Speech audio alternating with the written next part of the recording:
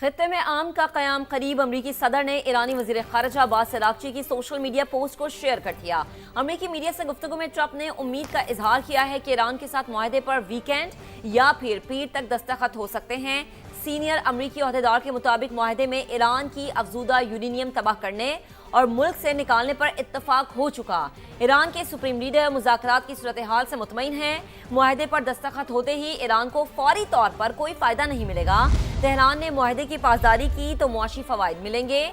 अमरीका और ईरान ने ऐसा तरीक़ाकार तरतीब दिया है जो फ़रीक़ैन के दरमियान एतमाद बढ़ाए और मुआहदे को मुकम्मल करने में मदद दे।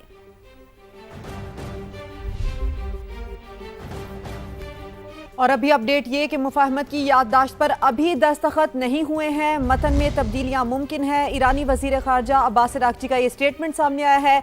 अमरीकी नाकाबंदी का खात्मा और हुर्मुज़ को दोबारा खोलना अबूरी मुआहदे का हिस्सा है। लेबनान समेत तमाम महाज़ों पर जंग के खात्मे का ऐलान अबूरी डील के तहत किया जाएगा।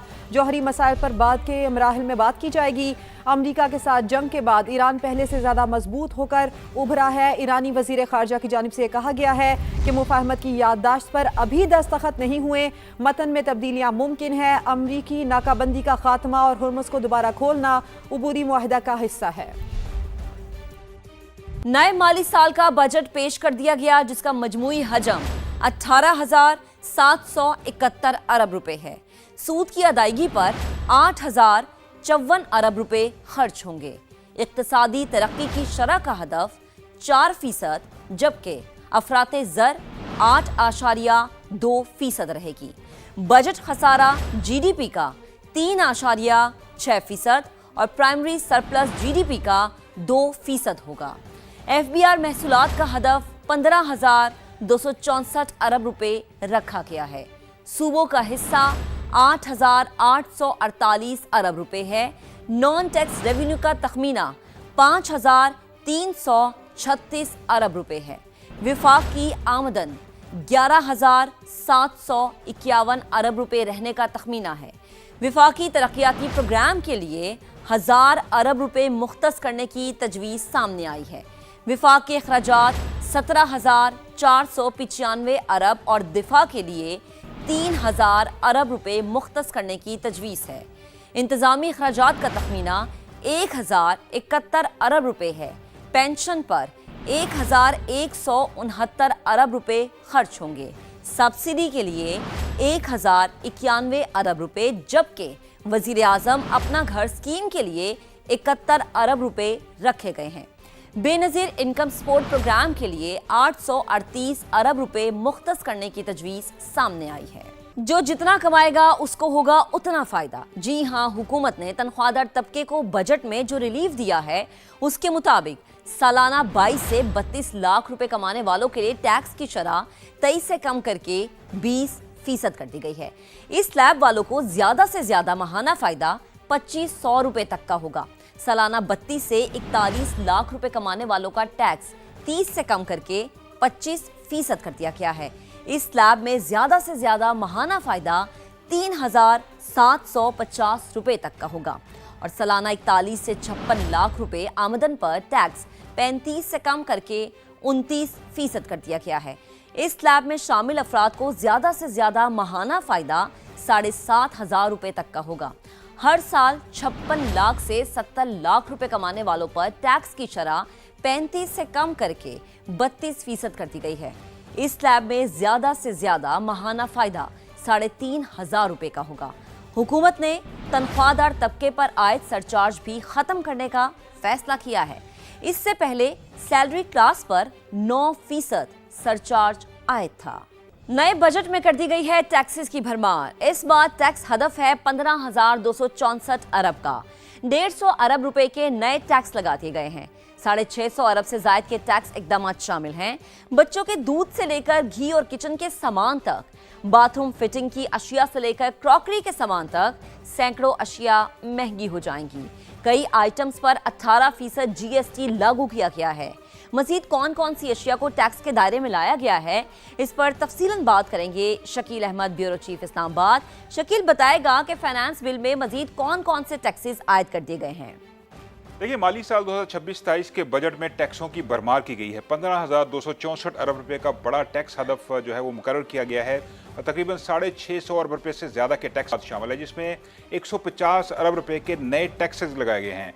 मुतअद्दिद ऐसी अशिया हैं, सैकड़ों अशिया जो कि थर्ड शेड्यूल में शामिल करके उन पर 18% स्टैंडर्ड जीएसटी जो है वो लागू किया गया है। नए फाइनेंस बिल को अगर आप देखें तो उसमें मुतअद्दिद ऐसे आइटम हैं, इंक्लूडिंग बच्चों का फार्मूला मिल्क और इसके अलावा बाकी अशिया जिसमें घी, तेल, मिठाइयाँ, पास्ता, रिटेल पैकिंग वाली ज़राई अद्वियात, जरासीम कश मसनूआत जो हैं, प्लास्टिक की घरेलू अशिया हैं, किचन वेयर, स्टोरेज आइटम्स, इसके अलावा प्लास्टिक की अशिया, बैग, सूट केसेस, तमाम किस्म के जूते, बाथरूम फिटिंग्स वगैरह, क्राकरी का सामान, गाड़ियों और ऑटोमोबाइल में इस्तेमाल होने वाली जो अशिया हैं जो कि पैकिंग वाली होती हैं, उनके ऊपर भी जीएसटी आयद किया गया है। इससे महंगाई जो है वो बढ़ेगी और साथ साथ जो लग्जरी गाड़ियां हैं उन पर टैक्सेस में इजाफा किया गया है। 2 से 3 करोड़ मालियत की जो इंपोर्टेड एसयूवी है उस पर तकरीबन 30% टैक्स लगाया गया है। 3 करोड़ से बड़ी गाड़ी के ऊपर 40% टैक्स आयद किया गया है और साथ साथ गैर रजिस्टर्ड सप्लायर से खरीदारी पर 5% टैक्स आयद कर दिया गया है और डिस्ट्रीब्यूटर्स पर टैक्स की शरह बढ़ा दी गई है और साथ साथ खाम माल दरामद करके फरोख्त करने वाले कमर्शियल इंपोर्टर्स के ऊपर भी टैक्स आयद किया गया। तो मुतअद्दिद टैक्स इकदाम किए गए हैं। तकरीबन बताया यह गया है कि 11 रिलीफ इकदाम हैं, 10 इजाफी टैक्स इकदाम हैं और साथ साथ 5 इंतजामी उमूर के तहत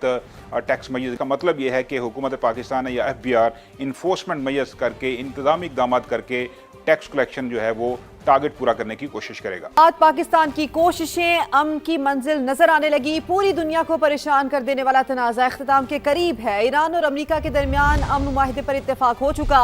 वजीर आजम शहबाज शरीफ ने इस बात की तस्दीक कर दी। कहा, पाकिस्तान फरीकैन के साथ मिलकर अगले मराहिल को हतमी शक्ल दे रहा है। अमन आज इतना करीब है, इससे पहले कभी नहीं था। बिल्कुल, वजीर आजम ने अमेरिकी सदर डोनाल्ड ट्रंप और ईरानी सदर मसूद पिज़ेशकियान समेत दीगर रहनुमाओं को पैगाम में टैग किया। शहबाज शरीफ ने कहा कि कुछ लोग मुआहिदा सबूताज करने के लिए गलत मालूमात फैला रहे हैं। तो आपको अपडेट कर रहे हैं कि पाकिस्तान की अमन की कोशिशें और अमन की मंजिल नजर आने लगी है। पूरी दुनिया को परेशान कर देने वाला तनाज़े इख्तिताम के करीब पहुंच गया है। ईरान और अमेरिका के दरमियान अमन मुआहिदे पर इत्तेफाक हो चुका है। वजीर आजम शहबाज शरीफ ने तस्दीक कर दी है। कहा, पाकिस्तान फरीकैन के साथ मिलकर अगले मराहिल को हतमी शक्ल दे रहा है। अमन आज जितना करीब है, इससे पहले कभी नहीं था। वजीर आजम ने अमेरिकी सदर डोनाल्ड ट्रंप और ईरानी सदर मसूद पिज़ेशकियान समेत दीगर रहनुमाओं को पैगाम में टैग भी किया। शहबाज शरीफ ने कहा कि कुछ लोग मुआहिदा सबूताज करने के लिए गलत मालूमात फैला रहे हैं।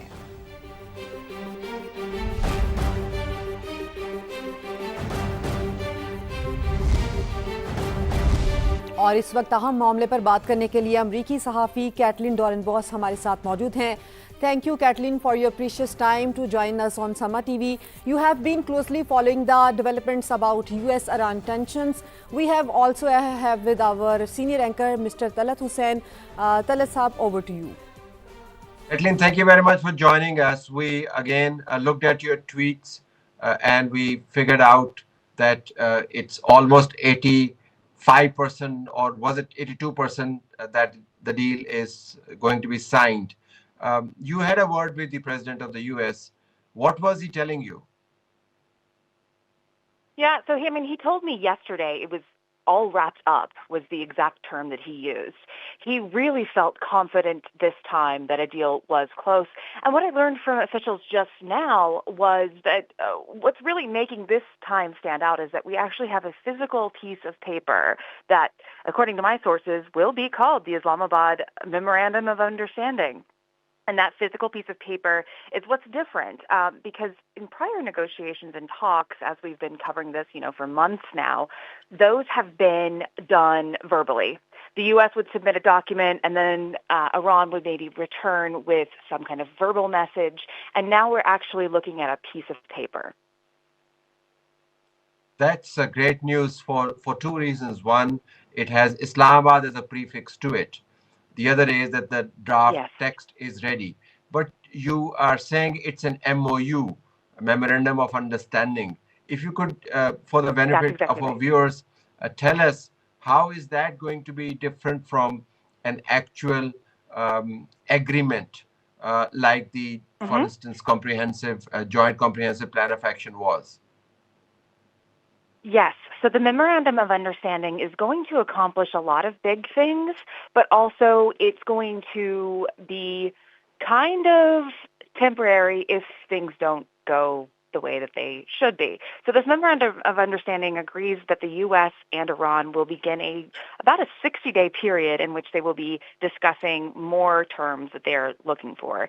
The U.S., of course, is looking for really solid, tangible changes and concessions from Iran with its nuclear program, and Iran is looking for some economic sweeteners, some relief, either that being the unfreezing of assets or the lifting of some sanctions. My sources, I had been kind of hearing that it's basically the same things that we have been discussing all along, right? The destruction of the nuclear weapons process, but also it's a bit of give and take, right? And once this memorandum is signed, hopefully, like you said, an 85% chance that it will be signed. You have said many significant things here, Caitlin. Memorandum of understanding could potentially lead to many agreements. One agreement potentially could be regarding what to do with Strait of Hormuz. Another agreement could be what to do with the nuclear material, nuclear dust, as Donald Trump, president of the US, calls it. So there's a possibility that while MOU is a broad gauge strategic document, the real work will begin after it is signed. Yeah, that's absolutely, I think, a really good way to put it. The real work will begin once this is signed. It's taken us this long just to get here, and so it will be really interesting to see how far this can go. But I do want to say and just give credit to Pakistan and pat the backs there, because I think a lot of work will still be necessary from Islamabad, but it's certainly an honor, I think, that this memorandum of understanding, which is going to address some of the most immediate needs, being the reopening of the Strait of Hormuz, that's going to be a massive win for now, and hopefully we'll see it grow into something more solid and lasting in an eventual deal that might come at the end of this 60-day negotiation period that will reopen the straits after that's finished. Hopefully, yes. Interesting choice of the venue, Geneva, no? And I don't have that officially confirmed. I've heard that from sources, all over the place, including in Pakistan. But the U.S., my White House sources, still don't have. They're still not saying that there's a decided venue. So of course, I have my hopes that it could be Islamabad, but I have no indication to say that it actually would be there. Let me tell you something as I speak to you, Caitlin. I'm looking at my other phone and I have this information that the news circulating in Pakistan that the PM is likely to fly tonight is not necessarily true. He may not be flying tonight, and we are told that journalists accompanying him have been asked to stay put, and that they would be told fairly well in advance when the PM is leaving. So the PM is not leaving. So I would not rule out the possibility of the signing not being in Geneva, but in Islamabad. Anything is possible. And I'm very interested with that news, because I had heard differently through Pakistani reports earlier, things that may indicate something different with the Prime Minister. I think what you're hearing now is true. I think that there is still a possibility of all kinds of things to happen. Another option, too, is, Geneva is where most of the U.S. admin officials are staging for the upcoming G7 talks nearby in Evian. So there is a reason to kind of be in Geneva if you want to meet American officials. But, they're going to be over there. Maybe they'll change things and move over to Islamabad. You never know. I plan to call, once I get the president on the phone next, I plan to mention, hey, what about Islamabad? We'll see. Yeah, please ask him where should you be, because Geneva is some distance from Islamabad. You need to be at the right spot at the right time. But you are... It is, certainly. And I think the only reason, too, that it wouldn't be Islamabad would be just logistically. It is a long flight, but, they've worked very hard for this to happen. Yeah, I can understand that. Just one last thing. you have spoken to the president consistently throughout this crisis. Last 3 months, you must have spoken to him dozens of times. But you started off by saying that this time around he sounded more confident.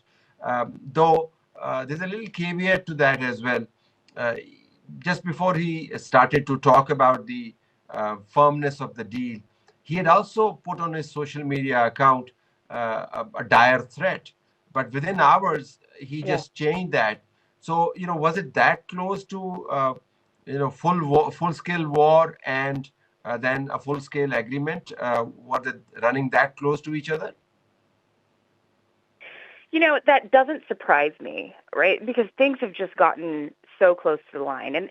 And the pressures are high, and the president has been waiting for weeks and weeks and weeks for something to happen. I think he very much wanted to signal that he was ready to go ahead and launch full scale if Iran was not willing to come to the table. Now, part of the background there is that actually before he made the Karg Island announcement, that is when, it was actually the night before, I reported this yesterday, that Wednesday night was when Iran actually finalized the agreement and passed it through the Qataris. So chicken or egg, who knows? Both of the sides are going to say different things, but certainly the president was ready and willing to take on those strikes. Clearly, I think we're all kind of breathing a sigh of relief that doesn't seem to be happening right now. Wonderful, Kathleen. Thank you very much for joining us, and stay put. We will look at your social media posts, and kindly do look at what's coming out of Pakistan as well.